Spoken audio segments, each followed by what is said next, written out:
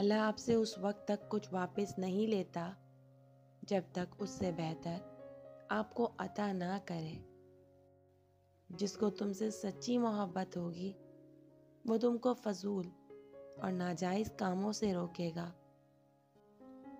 اگر تم کسی کو دھوکہ دینے میں کامیاب ہو جاتے ہو تو یہ نہ سمجھنا کہ وہ کتنا بے وقوف ہے، بلکہ یہ سوچنا کہ اس کو تم پر اعتبار کتنا تھا۔ شک کو اپنے اوپر غالب مت آنے دو، ورنہ تمہیں دنیا میں کوئی ہمدرد نہیں مل سکے گا۔ خدا کے نزدیک کسی انسان کی عزت جتنی زیادہ ہوتی جاتی ہے، اس کا امتحان بھی اسی قدر سخت ہوتا جاتا ہے۔ غرور میں مبتلا ہونا بھی جہالت کے لیے کافی ہے۔ اگر تم بادشاہ ہو تب بھی اپنے والد اور استاد کی تعظیم کے لیے کھڑے ہو جاؤ، اور تمہاری تقدیر اتنی دفعہ بدلتی ہے جتنی دفعہ تم اللہ کے آگے ہاتھ پھیلاتے ہو۔ انسانیت بہت بڑا خزانہ ہے، اسے لباس میں نہیں انسان میں تلاش کرو۔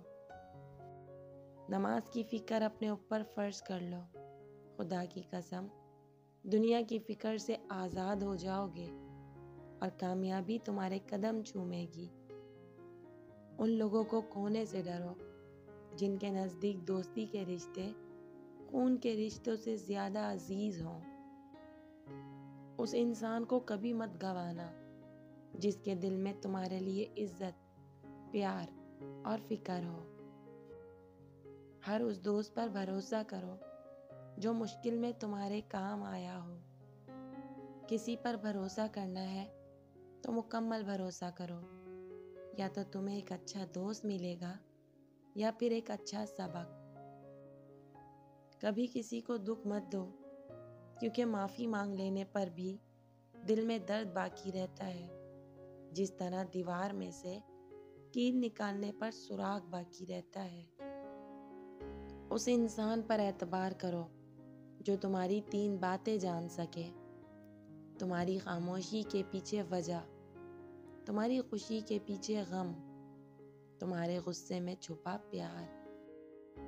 جسے تقدیر پر یقین ہوتا ہے وہ اپنے اوپر نازل ہونے والی مصیبتوں سے نہیں گھبراتا۔ جو شخص ہمیشہ تمہاری خوشی چاہے، اس کا اداس ہونا تمہارے لیے فکر کی بات ہونی چاہیے۔ لوگوں سے یاد کرنے کا شکوہ مت کرو، کیونکہ جو انسان اپنے رب کو بھول سکتا ہے وہ سب کو بھول سکتا ہے۔